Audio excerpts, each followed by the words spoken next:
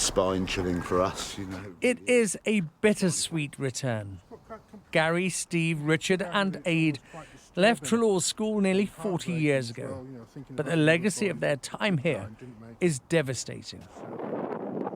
Born with haemophilia, their parents sent them here in the hope that its on-site medical facilities would allow the boys to have as normal a childhood as possible.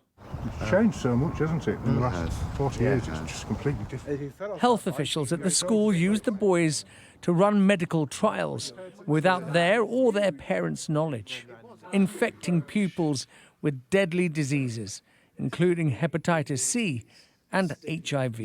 We were all put on injections called prophylaxis, which means we were having injections usually every other day, 3 times a week.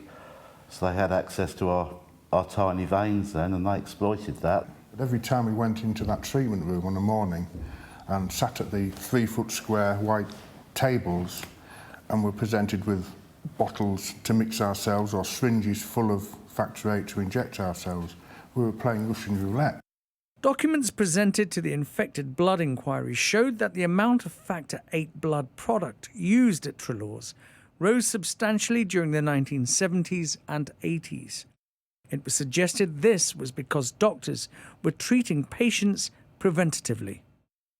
Concerns, however, were growing over its safety, as most commercial factor VIII was made in the United States, using blood donated by prisoners and sex workers.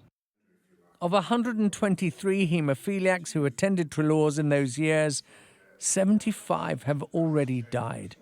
Those who have survived want answers and an apology.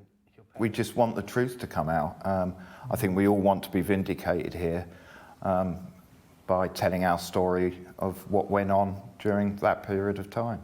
We lost everything. We lost our careers, we lost family members, the list goes on. So what we're looking for is contrition. That's quite important. To back them into a corner and contrition. And an open and frank apology at every level.